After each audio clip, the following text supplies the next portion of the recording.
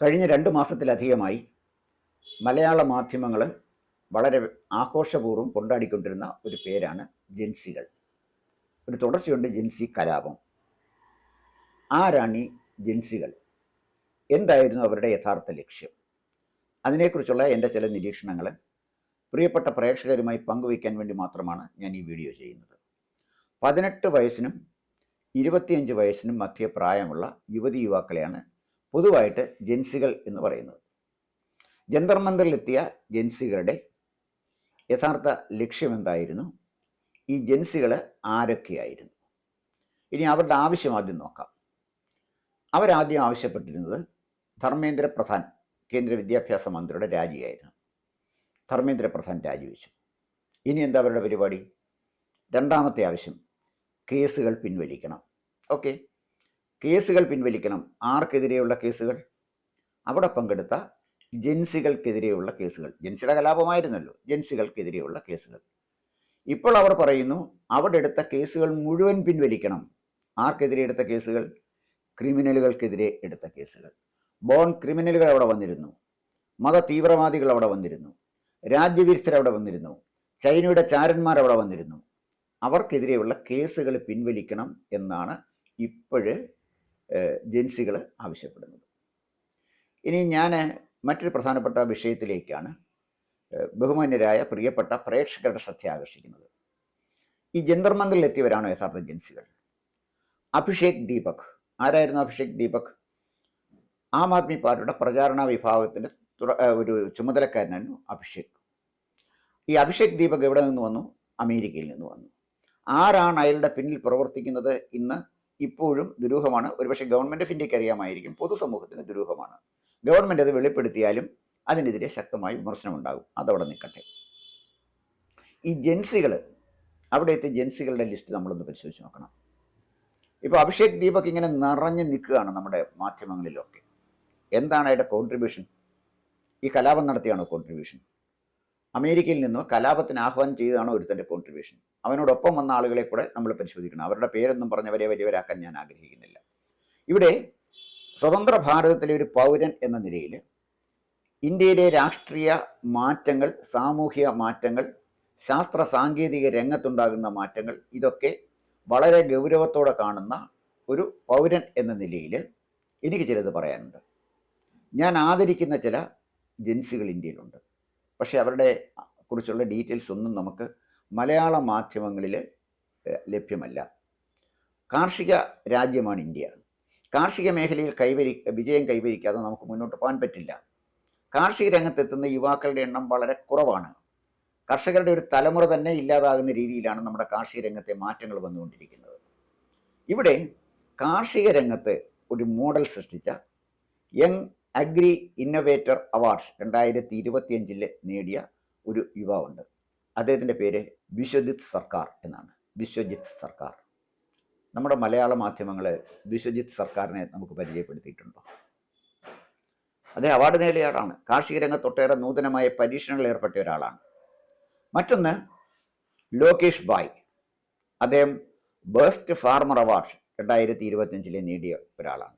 വളരെ ചുരുക്കം ഒരു സ്ഥലത്ത് നിന്ന് 10 ലക്ഷം രൂപ പ്രതിവർഷം സമ്പാദിച്ചുകൊണ്ട്, കാർഷിക മേഖലയിൽ കൃഷിയിൽ നിന്ന് സമ്പാദിച്ചുകൊണ്ട് ഒരു വലിയ കാൽവയ്പ് കാർഷിക രംഗത്ത് നടത്തിയ ഒരാളാണ് ലോകേഷ് ബായ്. ഞാൻ അവരുടെ വിശദാംശങ്ങളിലേക്ക് പോകുന്നില്ല, അവരെ നമുക്കറിയില്ല. ഇനിയും നരേന്ദ്രമോദിയുടെ ഒരു ബ്രെയിൻ ചൈൽഡ് ഉണ്ടായിരുന്നു പറഞ്ഞ് ശരിയല്ല, ഉണ്ട്, സ്റ്റാർട്ടപ്പ്. ഈ സ്റ്റാർട്ടപ്പ് രംഗത്ത് ഒട്ടേറെ യുവതി യുവാക്കൾ പുതിയ പുതിയ ആശയങ്ങളുമായി ധാരാളമായി കടന്നു വന്നു. ലക്ഷക്കണക്കിന് MSMEകൾ നമ്മുടെ രാജ്യത്തുണ്ടായി. ഒട്ടേറെ നൂതനമായ സ്റ്റാർട്ടപ്പുകൾ ഉണ്ടായി. അതിൽ പലരും വലിയ വിജയമാണ് നേടിയത്. അന്താരാഷ്ട്ര രംഗത്ത് ശ്രദ്ധ ആകർഷിച്ച സ്റ്റാർട്ടപ്പുകൾ പോലും ഇന്ത്യയിലുണ്ട്. അതിൽ ചിലതാണ് അതിന് നേതൃത്വം കൊടുത്ത ചിലരെക്കുറിച്ചാണ് ഞാൻ പറയുന്നത്. നമ്പർ 1, അഭിജിത്ത് പാലിച്ച. ഇന്ത്യയിലെ ഏറ്റവും വിജയിയായ സ്റ്റാർട്ടപ്പ് സംരംഭകനാണ് അഭിജിത്ത് പാലിച്ച. നമ്മുടെ മാധ്യമങ്ങൾ അഭിജിത്ത് പാലിച്ചയെക്കുറിച്ച് പറയുന്നത് നമ്മൾ കേട്ടിട്ടുണ്ടോ? മറ്റൊരാൾ യുവ സംരംഭകർക്ക് പ്രചോദനം നൽകുന്ന മറ്റൊരു യുവാവാണ് പീയൂഷ് ബൻസാൽ. യുവ സംരംഭകർക്ക് വലിയ പ്രചോദനമായ ആളാണ് പീയൂഷ് ബൻസാൽ. നമ്മുടെ നെറ്റിൽ പോയ വിവരമൊക്കെ കിട്ടും. മൂന്നാമതൊരാളുണ്ട്, ഫിൻടെക് മേഖലയിൽ വലിയ വിജയം കൈവരിച്ച ഒരാൾ, നിതിൻ കാമത്ത്. ഇവരെ 3 പേരെക്കുറിച്ച് ഞാൻ ഇപ്പോൾ പറയുന്നുള്ളൂ. വേറെ നിരവധി ആളുകളുണ്ട്. ഇനിയും അന്താരാഷ്ട്ര ചെസ് രംഗത്ത് ദിവ്യ ദേശ്മുഖ് എന്ന ഒരു പെൺകുട്ടി 2025 ലോക വനിതാ ചെസ് കിരീടം നേടിയ പെൺകുട്ടിയാണ്. പ്രജ്ഞാനന്ദ ചെസ്സിൻ്റെ ലോകത്തൊരു അത്ഭുതമാണ്. ലോക ചെസ് ചാമ്പ്യന്മാരിൽ ഒരാളാണ് പ്രജ്ഞാനന്ദ. ഇനി ഏറ്റവും കൂടുതൽ കാണികളുള്ള, ഏറ്റവും അധികം ശ്രദ്ധ ആകർഷിക്കുന്ന ഒരു രംഗം എന്ന് പറഞ്ഞാൽ ക്രിക്കറ്റാണ്. ക്രിക്കറ്റിൻ്റെ രംഗത്ത് വൈഭവ് സൂര്യവംശി വളരെ കൊച്ചു പയ്യനാണ്, കടന്നു വന്ന അത്ഭുതങ്ങൾ സൃഷ്ടിച്ചുകൊണ്ടിരിക്കുകയാണ്. ഒരുപക്ഷെ നമ്മുടെ സച്ചിൻ ടെണ്ടുൽക്കറേക്കാൾ പ്രശസ്തനാകാൻ സാധ്യതയുള്ള ഒരാളാണ് വൈഭവ് സൂര്യവംശി. അന്താരാഷ്ട്ര രംഗത്ത് തന്നെ ഇപ്പം തന്നെ ആ ചെറുപ്പക്കാരൻ ശ്രദ്ധ ആകർഷിച്ചു കഴിഞ്ഞു. പ്രിയപ്പെട്ട പ്രേക്ഷകരെ, ഇവരെയാണ് ഞാൻ കാണുന്നത്. ഇവർ പാറ്റകളല്ല, ഇവർ സിംഹങ്ങളും സിംഹികളുമാണ്. നമ്മുടെ രാജ്യത്തിന് ആവശ്യം പാറ്റകളെയല്ല, സിംഹങ്ങളെയും സിംഹികളെയുമാണ്. ഇവരെ തമസ്കരിക്കുന്ന, ഇവരെ അവഗണിക്കുന്ന മലയാള മാധ്യമങ്ങൾ, അതാണ് നമ്മുടെ ജനാധിപത്യത്തിന് ഏറ്റവും വലിയ ഭീഷണി. ഇത് മറക്കാതെ നമ്മുടെ പ്രേക്ഷകർ ഓർത്തിരിക്കേണ്ട ഒരു കാര്യമാണ്. ഇവിടെ മറ്റൊരു കാര്യം ഞാൻ ചോദിച്ചോട്ടെ, ഇവർ ആരെങ്കിലും ജന്തർ മന്ദിറിൽ വന്നു? ജന്തർ മന്ദിറിൽ വന്നതാരാണ്? ഒരു പറ്റം അരാജകവാദികൾ. അവരെ നിയമം കയ്യിലെടുത്തു, എന്തും ചെയ്യാൻ കഴിയുന്ന വിധത്തിലേക്ക് ആ സമരം നീങ്ങി. കേന്ദ്ര ഗവൺമെൻറ് കൃത്യമായ സമയത്ത് എടുക്കേണ്ട കൃത്യമായ തീരുമാനം എടുക്കുന്നതിൽ പരാജയപ്പെട്ടതിൻ്റെ ഫലമാണ് ജന്തർ മന്ദിർ ഒരു കലാപഭൂമിയായിട്ട് മാറിയത്. അത് വളരെ നേരത്തെ പല പ്രാവശ്യം ഞാൻ പറഞ്ഞിട്ടുള്ള ഒരു കാര്യമാണ്. ഇവരോടൊപ്പം വന്ന അരാജകവാദികളോട് നിൽക്കട്ടെ, ഇവർക്ക് നേതൃത്വം കൊടുത്ത, ഇവർക്ക് പ്രോത്സാഹനം കൊടുത്ത ചില സെലിബ്രിറ്റികളുണ്ട്. സിനിമാ രംഗത്തെ സെലിബ്രിറ്റികൾ, കാലഹരണപ്പെട്ട ചില സെലിബ്രിറ്റികളും ഉണ്ട്. പണ്ട് ശബരിമല വനിതാ പ്രവേശനത്തിനായിട്ട് പോയ റഹ്ന ഫാത്തിമയുടെ പിൻഗാമികൾ, അവരെ മാതൃകയായി കണ്ട് ആദരിച്ച് ആരാധിക്കുന്ന ചില ആളുകളും അവിടെ എത്തിയിരുന്നു. പേരൊന്നും പറയണ്ട, നിങ്ങൾക്കറിയാം അവരാരൊക്കെയാണെന്നുള്ള കാര്യം. ഈ സെലിബ്രിറ്റികളുടെ താല്പര്യം എന്താണ്? സെലിബ്രിറ്റികളുടെ താല്പര്യം നിഷ്പക്ഷമായി, നിർഭയമായി, ട്രാൻസ്പെറൻ്റായി ഈ മത്സര പരീക്ഷ നടത്തണമെന്നുള്ള അല്ല അവരുടെ പ്രശ്നം.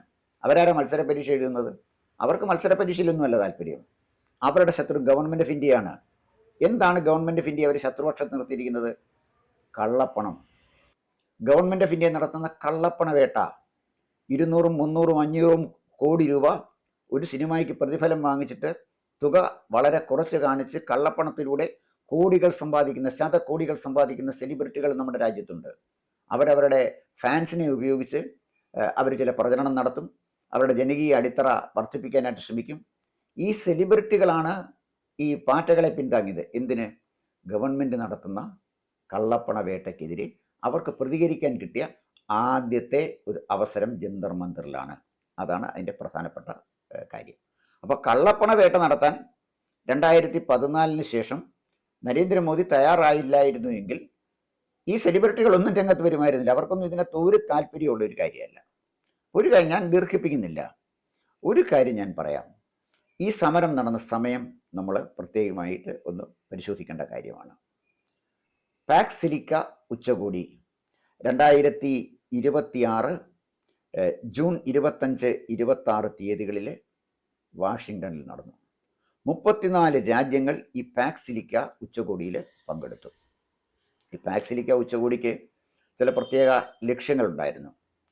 ക്രിട്ടിക്കൽ മിനറൽസ്, അതുപോലെ തന്നെ ചിപ്പ് ഉൽപ്പാദനം, ആധുനിക computer infrastructure development, artificial intelligence.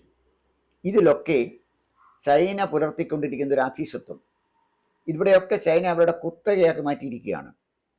അപൂർവ ധാതുക്കളുടെ സംസ്കരണത്തിൻ്റെ കാര്യത്തിൽ പ്രത്യേകിച്ച് അതൊക്കെ ആർട്ടിഫിഷ്യൽ ഇൻ്റലിജൻസിന് വളരെ അടിയന്തര പ്രാധാന്യമുള്ളതാണ്. ചൈനയെ ഒരു കുത്തകമായി മാറ്റുന്നു എന്ന് മാത്രമല്ല, അത് വെച്ച് ചൈന ലോക രാജ്യങ്ങളെ വരച്ച വരയിൽ നിർത്താൻ ശ്രമിക്കുകയാണ്. ഇതിനെതിരായിട്ടാണ് 34 പ്രധാനപ്പെട്ട രാജ്യങ്ങൾ വാഷിങ്ടണിൽ ഒത്തുകൂടി സാങ്കേതിക വിദ്യകൾ വികസിപ്പിക്കുന്നതിൽ പരസ്പരം സഹായിക്കാനും, ക്രിട്ടിക്കൽ മിനറൽസ് ആവശ്യമുണ്ടെങ്കിൽ പരസ്പരം കൈമാറാനും, ചൈനയുടെ കുത്തകയ്ക്കെതിരെ അത് മൊണോപ്പൊളിയാക്കാൻ, ഈ രംഗം മൊണോപ്പൊളിയാക്കാൻ, കുത്തകവൽക്കരിക്കാൻ ചൈനയെ അനുവദിച്ചാൽ ചൈനയുടെ നിയന്ത്രണത്തിലാകും ലോകം എന്ന അപകടം കണ്ടുകൊണ്ടാണ് 34 രാജ്യങ്ങൾ വാഷിങ്ടണിൽ ഒത്തുകൂടിയത്. അവരുടെ നേതൃത്വ രംഗത്ത് ഭാരതമുണ്ടായിരുന്നു, അഭിമാനത്തോടെ നമുക്ക് പറയാം. അപ്പോൾ അങ്ങനെ ഭാരതം പാക്സ് സിലിക്കയിലെ ഉച്ചകോടിയിൽ പങ്കെടുത്തതോടുകൂടി ചൈനയുടെ ഉറക്കം കെടാൻ തുടങ്ങി. വളരെയധികം സാധ്യതയുള്ള രാജ്യമാണ് ഭാരതം. വളരെയധികം ബുദ്ധിമാന്മാരായ യുവാക്കളുള്ള രാജ്യമാണ് ഭാരതം. ഇവിടെ നമ്മൾ പാക്സ് സിലിക്ക ഉച്ചകോടിയിൽ പങ്കെടുത്താൽ ചൈനയ്ക്കെതിരെ പാശ്ചാത്യ രാജ്യങ്ങളടക്കമുള്ള 34 രാജ്യങ്ങൾ ഉണ്ടാകുന്ന ഒരു കൂട്ടായ്മയിൽ ഭാരതം നേതൃത്വപരമായ പങ്ക് വഹിച്ചാൽ തങ്ങൾക്കുണ്ടാകുന്ന അപകടത്തെക്കുറിച്ച് അപൂർവ ധാതുക്കളുടെ സംസ്കരണ രംഗത്ത് 90% കുത്തക കൈവച്ചിരിക്കുന്ന രാജ്യമാണ് ചൈന. നമ്മുടെ ഇന്ത്യയിലേക്ക് ഇറക്കുമതി ചെയ്യുന്ന ഇലക്ട്രോണിക്സ് ഉൽപ്പന്നങ്ങളിൽ ഏതാണ്ട് 80-90% ചൈനയിൽ നിന്നാണ്. അങ്ങനെ ചൈനയെ ആശ്രയിക്കുന്ന ഒരു സംവിധാനത്തിൽ നിന്നും ഇന്ത്യ മാറി സ്വയാശ്രയത്തിലേക്ക് പോകും എന്ന് ചൈന തിരിച്ചറിഞ്ഞു. അപ്പോൾ ഈ അപകടമാണ് ചൈനയെ ഇന്ത്യയിൽ അരക്ഷിതാവസ്ഥ ഉണ്ടാക്കാൻ, കലാപം ഉണ്ടാക്കാൻ പ്രേരിപ്പിക്കുന്നത്. ഇവിടെ നമ്മൾ 2 കാര്യങ്ങൾ ശ്രദ്ധിക്കണം. ആരാണ് ചൈനയുടെ മിത്രങ്ങൾ? ഒന്ന്, ഇന്ത്യൻ പ്രതിപക്ഷ നേതാവ് രാഹുൽ ഗാന്ധി. അദ്ദേഹം ചൈനയുടെ മിത്രമാണ്, ഞാൻ വെറുതെ പറയുന്നതല്ല. അദ്ദേഹം ബീജിംഗ് ഒളിമ്പിക്സിൻ്റെ സമയത്ത് പോയി അദ്ദേഹത്തിൻ്റെ അച്ഛൻ രാജീവ് ഗാന്ധിയുടെ പേരിലുള്ള ഫൗണ്ടേഷന് സംഭാവന വാങ്ങിച്ചു ഷീ ജിൻപിങ്ങിൽ നിന്നും. അദ്ദേഹം നിരന്തരം ചൈനീസ് എംബസി സന്ദർശിക്കുന്ന ഒരാളാണ്. അതുപോലെ തന്നെ ചൈനയുടെ മിത്രങ്ങൾ, രണ്ടാമത്തെ മിത്രങ്ങൾ കമ്മ്യൂണിസ്റ്റുകാരാണ്. അവരെന്നും ചൈനയുടെയും റഷ്യയുടെയും ആശ്രയത്വം പുലർത്തിയിരുന്ന ആളുകളാണ്. റഷ്യയിൽ മഴ പെയ്യുമ്പോൾ ഇന്ത്യയിൽ കുട പിടിച്ചുകൊണ്ടിരുന്ന പമ്പര വിഡ്ഢികളാണ് ഇന്ത്യയിലെ കമ്മ്യൂണിസ്റ്റുകാർ. അതുകൊണ്ടാണ് അവർക്ക് വംശനാശം സംഭവിച്ചു പോയത്. അവർക്ക് ഇന്ത്യയല്ല വേണ്ടത്, ഭാരതമല്ല അവർക്ക് വേണ്ടത്. ഭാരതം എന്ന വാക്കുപോലും അവർ പറയില്ല. അവർക്ക് വേണ്ടത് കമ്മ്യൂണിസ്റ്റ് ഇൻ്റർനാഷണലാണ്. അവരുടെ പിതൃഭൂമി എന്ന് പറയുന്നത് ചൈനയോ അല്ലെങ്കിൽ റഷ്യയോ ആണ്. ആധുനിക ലോകത്ത് ഒരു രാജ്യം സൈനിക ശക്തി കൈവരിക്കണമെങ്കിൽ, സാമ്പത്തിക സ്വയാശ്രയത്വം കൈവരിക്കണമെങ്കിൽ മറ്റു മാർഗമൊന്നുമില്ല. ക്രിട്ടിക്കൽ മിനറൽസിൻ്റെ രംഗത്ത്, അതുപോലെ തന്നെ ആർട്ടിഫിഷ്യൽ ഇൻ്റലിജൻസിൻ്റെ രംഗത്ത്, ആധുനിക കമ്പ്യൂട്ടിംഗ് ഇൻഫ്രാസ്ട്രക്ചർ ഡെവലപ്പ് ചെയ്യുന്ന രംഗത്ത് ഒക്കെ മുന്നേ പോയേ പറ്റുള്ളൂ. അതിനൊക്കെ അനിവാര്യമായ ചില ക്രിട്ടിക്കൽ മിനറൽസ്, ചില ധാതുക്കൾ, അത് നമ്മൾ നേടിയെങ്കിലേ പറ്റുള്ളൂ. പെട്രോളിയത്തിനേക്കാൾ വളരെ പ്രധാനപ്പെട്ട ഒരു കാര്യമാണത്. ആ രംഗത്തേക്ക് ഇന്ത്യ കാൽ വെച്ചപ്പോൾ ചൈനയുടെ ഉറക്കം കെടുത്തി. ചൈനയുടെ ഉറക്കം കെടുത്തിയപ്പോൾ ചൈന അവരുടെ മിത്രങ്ങളെ ഇവിടെ വിലയ്ക്ക് വാങ്ങി.